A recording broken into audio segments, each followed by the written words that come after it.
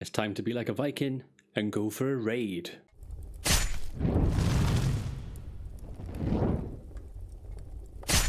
Hello my friends, my name is Dragonheart, the Prince of Wales, and welcome to my YouTube channel, and welcome to day 13 of my guide to be a better streamer in 30 days. In case you didn't know, I have a Twitch channel myself. Link to it is in the description below.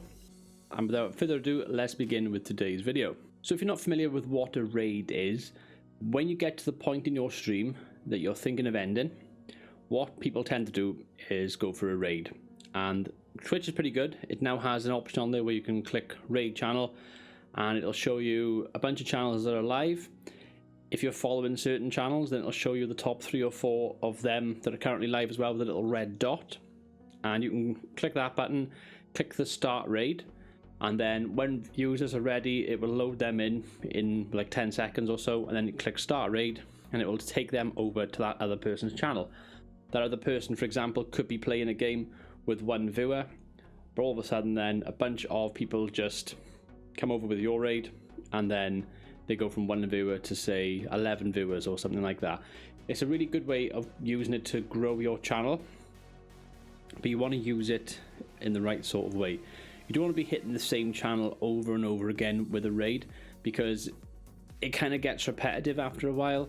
What you want to try and do is try and balance it out with being part of a community with your friends, and also hitting someone with a raid that you're trying to help, I guess, because the aim of it is to try and give somebody else a boost. But it can also work in your favor as well, and a good tool for you to grow, because you could raid a channel and then they could be really appreciative and stuff, and then that in turn will want them or lead them to perhaps check you out as well, and it might mean that in the future they'll raid you. So it has that kind of cross-pollination, I guess. Some people will raid random people, so they'll have a look at someone, they'll go, right, let's have a look at who's on here, who I can follow, blah blah blah blah. Oh look, this person's playing Assassin's Creed Valhalla as well, let's go and raid them. And you might not have a clue who this person is. You also want to try and stick around for a bit as well. You don't want to just raid someone and then just leave and just that be it. Although that's great, because you're giving your audience a chance to check out this person, and that person in turn has an opportunity to win over some of the people in that audience. At the same time, it's good to try and raid and stick around, get to know the streamer a bit, or talk to them if you know them a bit, and stick around and be part of that community. Because that's the whole point, is to elevate other people, and in turn that'll elevate yourself, and that's kind of how you want to look at it. What I'm going to show you by here though is what I used to do on YouTube years ago, which is quite funny, and that is I used to have a raid diary. It's a diary, and if I go into it, I think it's towards the back somewhere. It is, yes. I wrote down a list of channels that I mod, people who I used to be a mod for, and also, if I can find the right page, here we go. So I raided and raided me, and I had like a list of people on here, which you won't be able to understand my writing, but it's a good few pages worth. I ended up raiding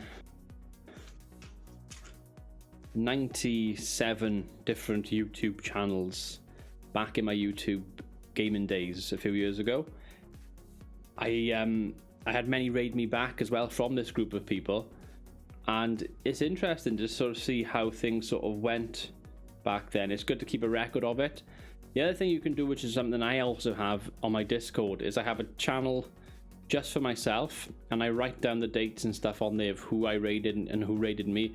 It's just a good way of remembering people and stuff like that in the community as well. So there's a couple of ideas there. If you keep a raid diary if you want to, people who've raided you, people who you've raided, you can put the dates on it if you want to, and just sort of go from there really. Anyway guys, I've been Dragonheart. I hope you found this video useful. Until next time, goodbye.